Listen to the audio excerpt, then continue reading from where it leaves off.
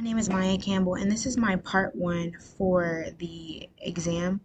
And in this program, we're supposed to do a while loop that continuously outputs the hello world character. And okay, I don't need that up. And in that character, we're going to it's just going to continue to output it, but I just want to explain some things. So this is my watchdog timer, and this is when where I configure all of my information, and here is my enable. This is where I release, and this is where I do my message, hello world, and then this is my position, and this is my while loop and my for loop, and then this is my delay. So now I'm going to play it for you so you can see the hello world changing. And then I also want to show you that you can change it. So instead of hello world, I can put hello Maya, and let's see that change as well.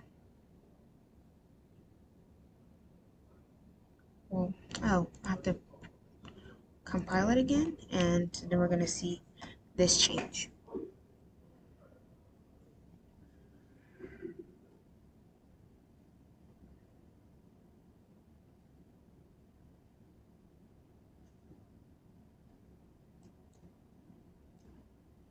Let's go to and then let's run it, and you'll see once it updates, you see how it says my name. That's it. That's all. Thank you so much.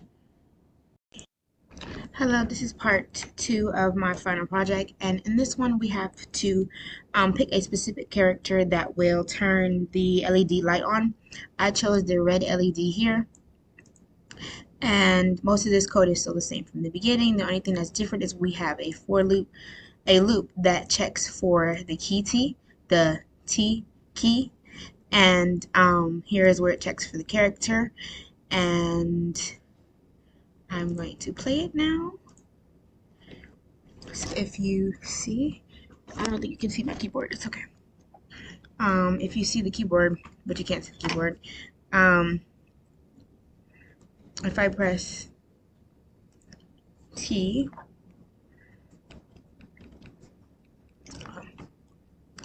let me open this window.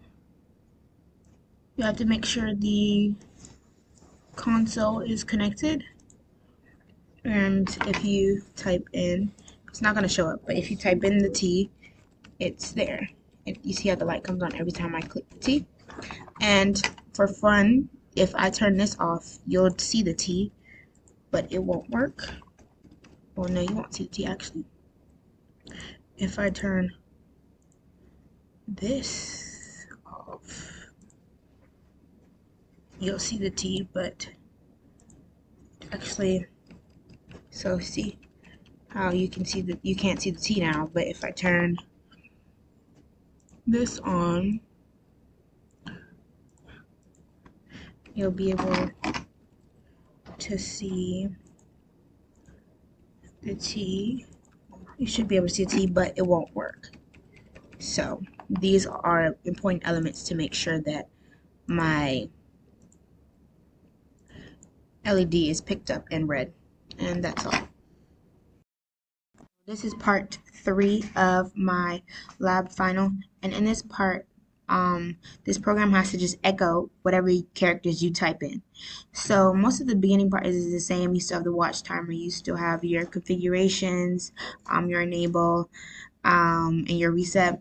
This is where it starts to change when you have your pooling loop. So in the loop, you have you wait for the RX buffer. Then you receive your characters, then you wait again, and then you echo the characters back to you. So we're going to test it out. So we're going to test Ecen 351 exam. Oh, well, see, it already worked just like that. And then you're going to do part 3. And then it echoes back to you. And that's all for this part.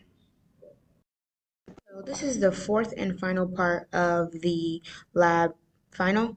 And in this part, we have to change the Bluetooth device to 3 different baud rates.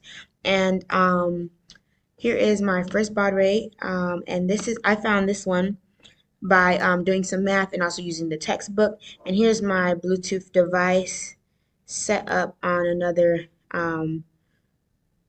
laptop. So when I do this, we're going to run it. I also had to change the baud rate to 9600. So I'm going to actually show you my baud rate once this compiles. And this, like I said, this is my slowest baud rate, so it's going to take a minute to echo back to me. So just to show you my baud rate here, that's my baud rate, and we're going to go ahead and run it.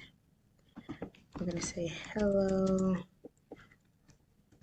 test, and again, it's just going to take a quick second to echo back to me.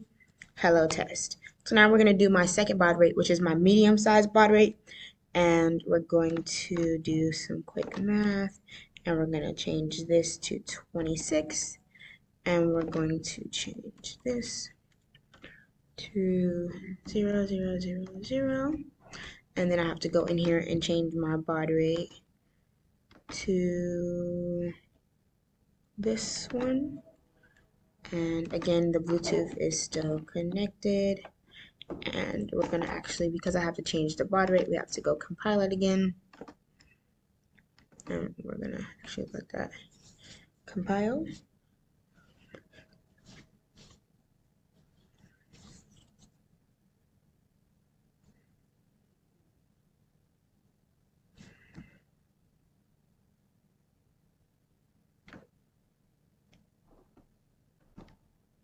And right now we're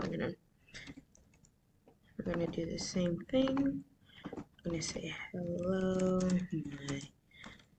my name is Maya, and this one is literally extremely faster than the other one. Yeah, the other one took, I think, maybe like 5 seconds. This takes maybe like 3. Now we're going to do the fastest baud rate that I have, which is this one.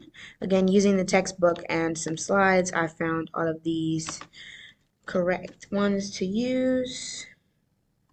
D600, and then we're going to change the baud rate to this one. Okay, and then I have to compile it again.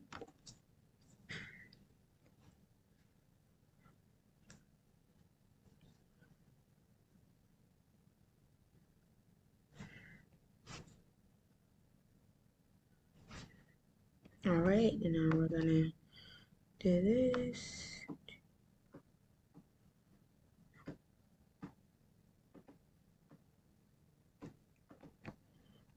All right, and then I'm gonna say this.